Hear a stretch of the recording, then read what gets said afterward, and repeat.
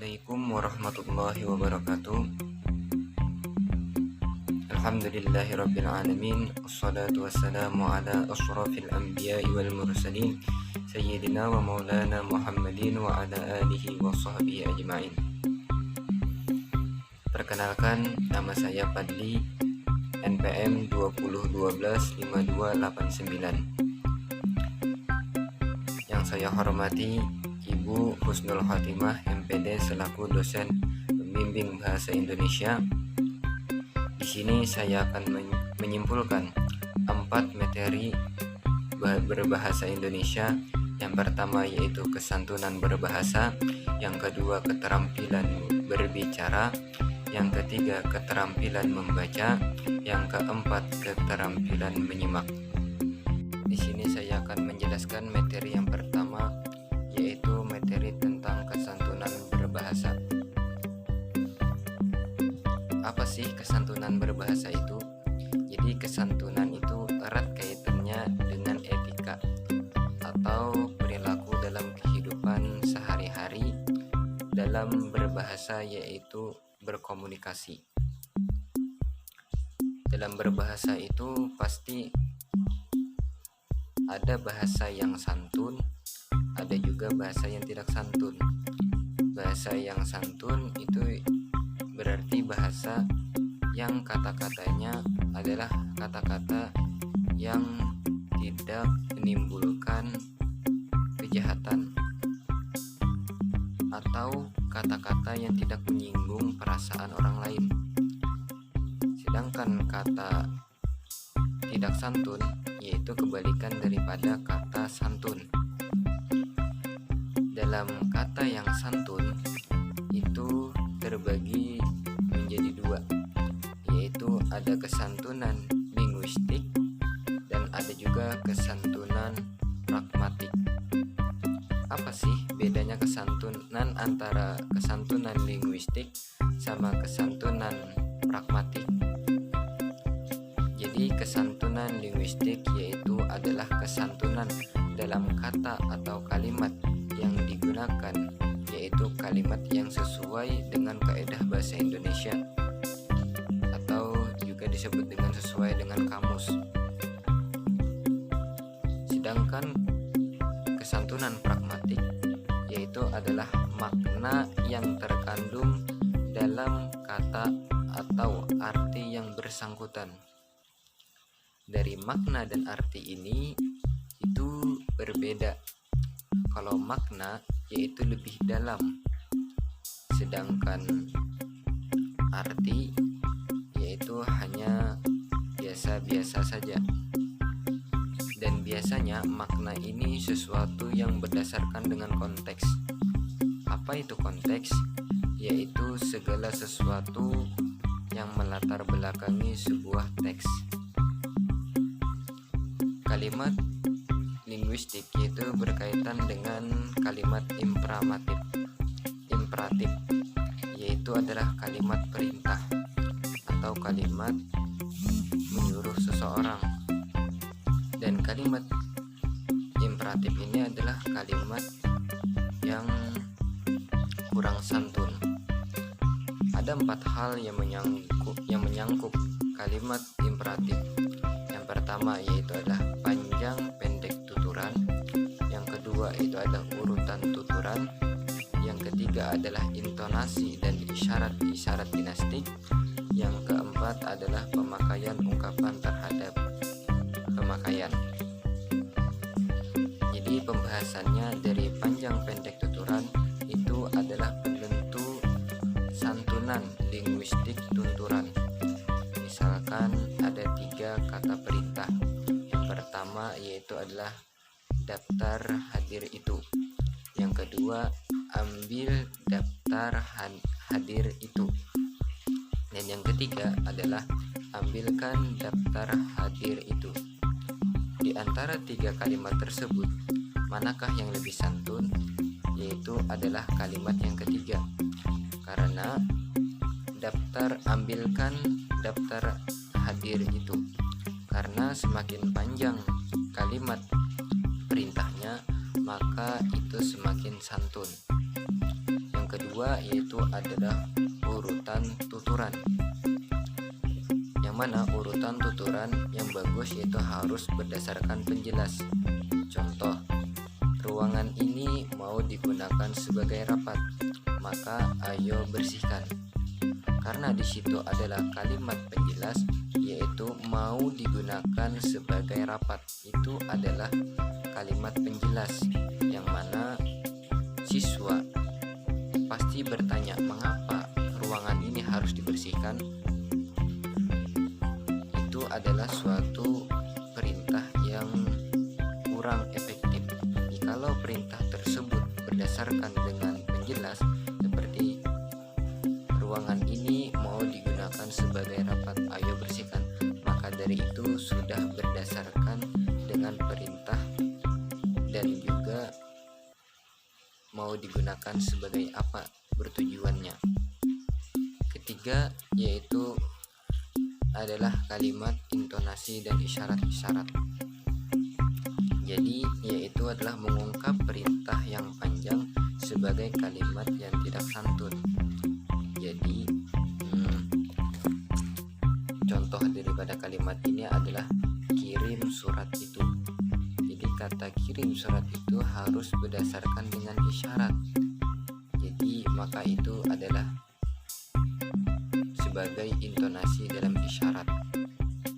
Yang keempat yaitu adalah pemakaian ungkapan terhadap pemakaian, yaitu ada 3 di sini supaya pemakaian ungkapan itu supaya lebih santun.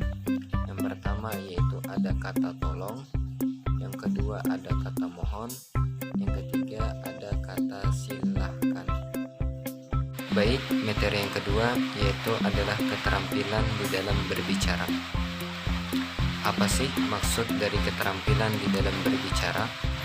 Jadi keterampilan berbicara merupakan seni berbicara yang bisa dimiliki seseorang yang bertujuan untuk menyampaikan pesan secara lisan secara efektif sebagai bentuk komunikasi pada orang lain.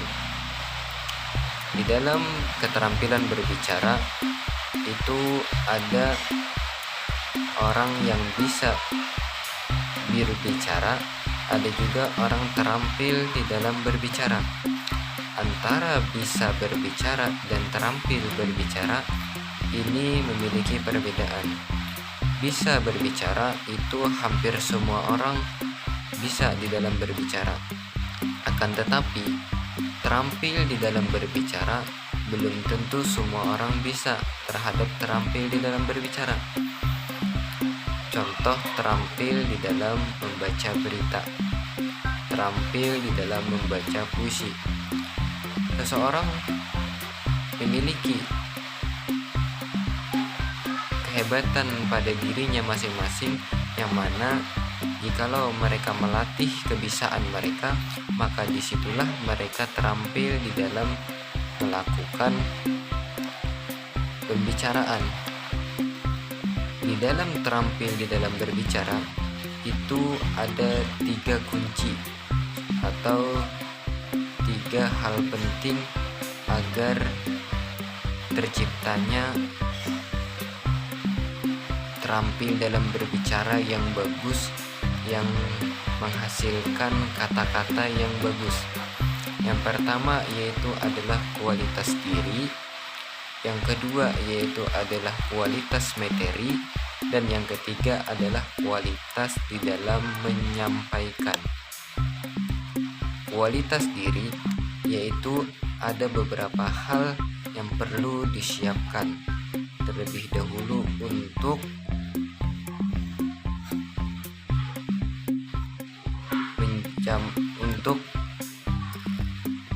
bisa di dalam terampil berbicara. Yang pertama itu adalah yaitu daya tarik atau aura pada diri kita, atau yang dikenal dengan bahasa asing yaitu allure beauty, yaitu tingkat kualitas diri kita yang paling menarik. Jadi itu hal yang pertama dalam kualitas diri, yaitu untuk terampil di dalam berbicara. Yang kedua yaitu adalah fokus pada pendengar kita.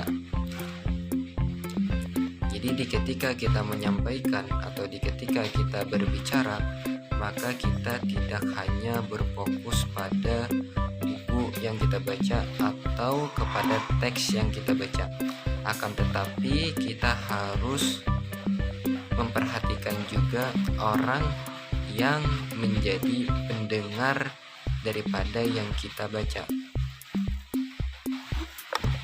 Dan tipe-tipe pendengar ini memiliki banyak macam tipe, seperti ada tipe visual, yang mana tipe visual ini memperhatikan apa yang ia lihat. Dia hanya memperhatikan dari kita. Mungkin dia tidak memperhatikan dari materi yang kita sampaikan, akan tetapi dia hanya memperhatikan diri kita.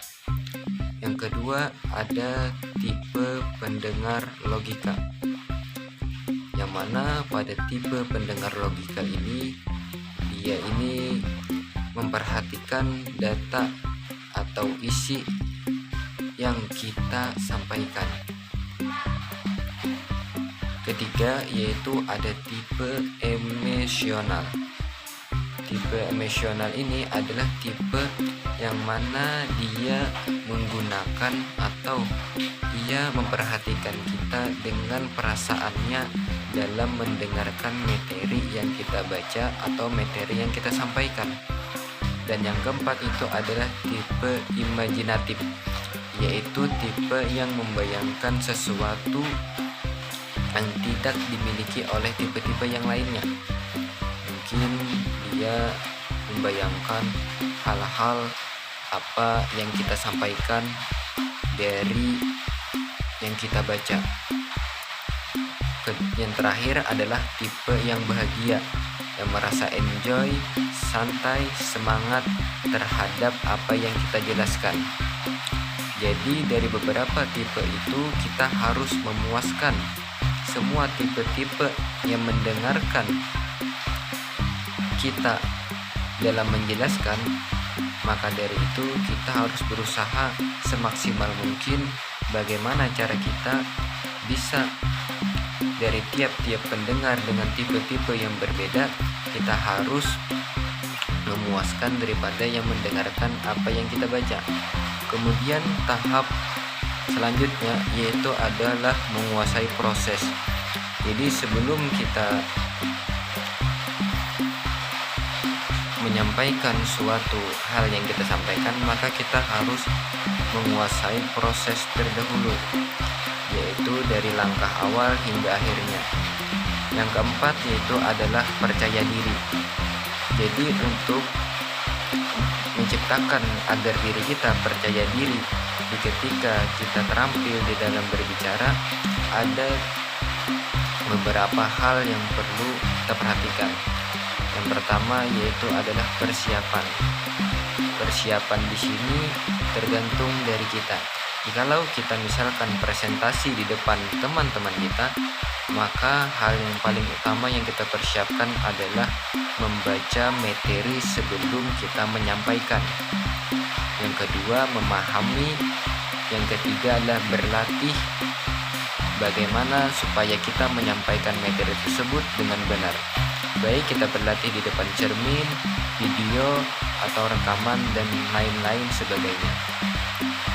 Dan yang selanjutnya yaitu adalah berpikir positif.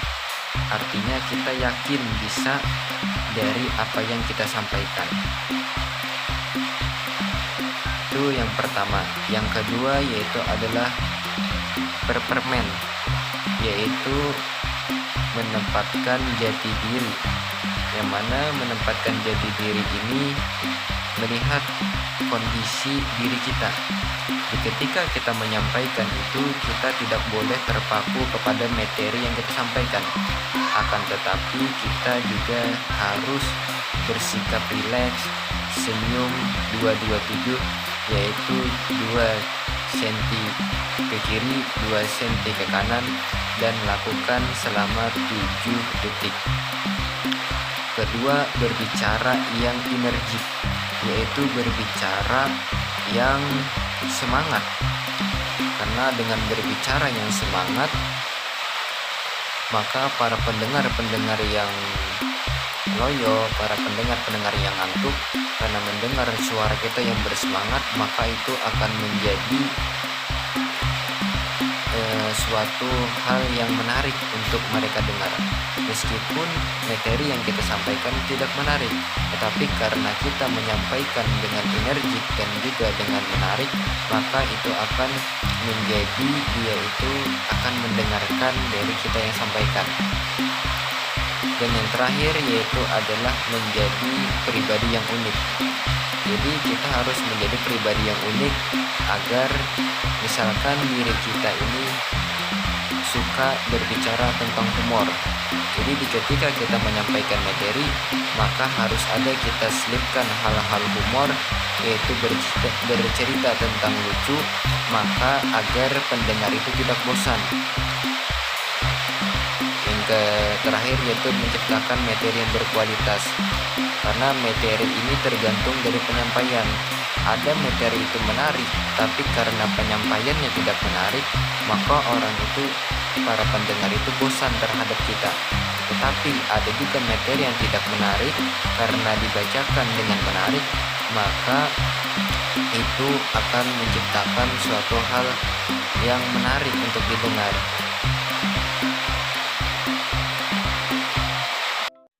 Baik, materi yang akan saya bahas yang ketiga yaitu adalah materi tentang keterampilan membaca. Jadi keterampilan membaca adalah kemampuan yang dimiliki oleh seseorang atau siswa selama ia mengikuti proses pembelajaran. Keterampilan membaca itu terbagi menjadi dua, yaitu ada bisa membaca, ada juga terampil di dalam membaca. Antara bisa membaca dan terampil membaca itu memiliki beda makna atau beda arti. Bisa artinya mudah untuk dilakukan, sedangkan terampil belum tentu. Karena terampil ini ada sesuatu kelebihan dari sekedar bisa membaca, dan terampil ini biasanya dilakukan oleh seseorang yang melatih dirinya agar bisa terampil di dalam membaca. Contoh terampil dalam membaca ini seperti terampil membaca puisi, terampil membaca berita, terampil membaca nektoh, dan lain-lainnya. Dan di dalam terampil membaca itu ada sebuah yang disebut dengan membaca kritis. Apa itu membaca kritis?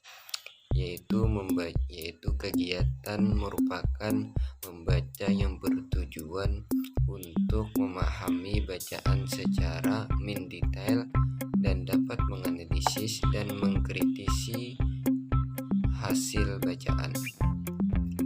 Dan di dalam teknis yang dilakukan untuk mendapatkan membaca kritis, teknis yang dilakukan yaitu adalah SQ3R. Apa yang dimaksud dengan teknik SQ3R? Jadi SQ3R itu merupakan singkatan. Yang pertama S itu adalah survei, yang kedua Q adalah question, dan 3R. R yang pertama adalah rate, R yang kedua adalah reset, dan R yang ketiga adalah review. Survei yang pertama yaitu adalah survei. Survei yaitu ketika kita disediakan oleh seseorang sebuah buku, maka hal yang pertama yang kita lakukan mesti kita tidak langsung membaca isi buku tersebut. Akan tetapi langkah awal yang pertama kita lakukan yaitu adalah melihat judul buku, melihat pengarangnya dan tahun penerbitnya, serta daftar isi. Kemudian setelah itu baru question. Question yaitu langkah-langkah mengajukan pertanyaan. pada diri kita sendiri tentang hal-hal yang berkaitan dengan apa yang telah dibaca.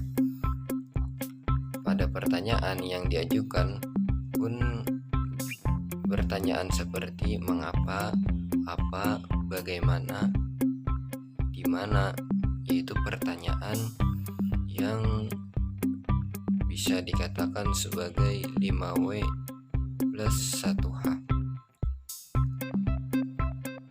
Kemudian write, yaitu kegiatan membaca yang bertujuan untuk mencari jawaban terhadap question, yaitu dari pertanyaan yang diajukan sebelumnya. Dan dalam write itu yang terpenting adalah membaca yang dianggap sulit atau yang kurang dipahami agar nantinya itu dapat dimengerti dan bisa menjawab dari pertanyaan question tadi. Yang keempat yaitu tekniknya research, yaitu kegiatan membuat catatan-catatan penting tentang bagian yang telah dibaca dan menggunakan kata-kata sendiri yang bisa berupa kata kutipan, kesimpulan, atau komentar kita. Dan yang seterusnya yaitu adalah review, yaitu kegiatan setelah kita selesai membaca buku secara keseluruhan, maka langkah selanjutnya yaitu adalah review, yaitu mengulangi daripada materi yang sudah kita baca sebelumnya. Bisa dilakukan dengan menutup buku, kemudian kita ceritakan atau bisa dikronologikan lagi dari awal hingga akhir, apakah kita sudah menguasai materi tersebut, apakah belum. Apabila sudah menguasai, maka kita pun siap untuk melakukan dalam presentasi. Dan setelah kita memahami review ini, maka kemudian kita analisis tentang informasi yang kita dapat. Jadi setelah kita membaca materi yang telah kita baca, maka hal yang kita lakukan adalah menganalisis apakah berita ini sesuai dengan yang terjadi, apakah tidak. Termasuk dari ciri membaca kritis yaitu tidak mudah percaya dari berita yang telah dibaca. Dan membaca kritis erat kaitannya dengan sintesis. Sintesis yaitu membaca yang memiliki kemampuan sendiri. Artinya kita bisa menyimpulkan sendiri dari apa yang telah kita baca. Baik, saya akan menjelaskan materi yang terakhir, yaitu adalah keterampilan menyimak. Jadi keterampilan menyimak ini adalah mendengarkan sesuatu hal yang disampaikan oleh orang lain, kemudian kita menganalisis dan memahami dari apa yang ia sampaikan secara baik, tepat, dan juga secara efisien. Di dalam keterampilan menyimak ada hal-hal penting yang dapat kita lakukan agar hasil simakan itu lebih bagus. Yang pertama yaitu adalah tahap mendengar, yang kedua adalah tahap memahami, yang ketiga adalah tahap menginterpretasi, yang keempat yaitu adalah tahap menilai, dan yang kelima yaitu adalah tahap memberikan respon. Tahap pertama yaitu tahap mendengar. Dalam tahap ini proses saat mendengar segala sesuatu yang disampaikan oleh sang pembicara dalam suatu pembicaraan. Jadi ketika orang menyampaikan suatu informasi, maka yaitu adalah bagi kita pendengar yaitu adalah mendengarkan dengan baik dan tenang untuk memahami apa yang ia sampaikan. Yang kedua yaitu adalah tahap memahami atau tahap pemahaman, yaitu sebuah tahap memahami atau mengerti mengenai isi pembicaraan atau sebuah informasi yang disampaikan oleh pembicara. Yang ketiga yaitu adalah tahap interpretasi, yang mana tahap ini yaitu tahap memberikan tafsiran atau makna mengenai isi berita yang telah disampaikan dari sebuah yang menyampaikan informasi dengan cermat, efektif, dan masuk akal. Yang keempat yaitu adalah tahap menilai atau penilaian, yaitu tahap yang memberikan nilai terhadap pendapat, ide, gagasan, dan sebagainya. Apakah informasi itu, apakah berita itu baik atau tidaknya. Yang kelima yaitu adalah tahap respon. Jadi tahap respon yaitu tahap di mana proses respon dari penyimak apakah informasi yang diberikan oleh pembaca itu berita yang disampaikan cukup bermanfaat, baik atau tidak. Itu adalah tahap respon. Tahap di mana setelah terjadinya tahap mendengar, tahap memahami, tahap menginterpretasi, kemudian yaitu tahap merespon. Kemudian salah satu juga pengisi dalam menyimak yaitu adalah fakta fisik dan faktor fisik dan juga faktor fisiologis. Faktor fisik yaitu kondisi fisik yang lingkungan dalam menyimak. Yang kedua yaitu adalah faktor psikologis, yaitu faktor melibatkan beberapa sikap juga mengenai seperti prasangka dan resepsi terhadap pembicaraan. Demikian yang dapat saya sampaikan. Mohon maaf jikalau di dalam penyampaian saya atau dalam kesimpulan saya ini terdapat kata-kata atau kalimat-kalimat yang masih belum bisa dipahami. Saya mohon maaf karena kesalahan itu terdapat pada diri saya sendiri dan kebenaran itu adalah datangnya dari Allah. Billahi taufiq wal hidayah wa ridha wal inayah. Assalamualaikum warahmatullahi wabarakatuh.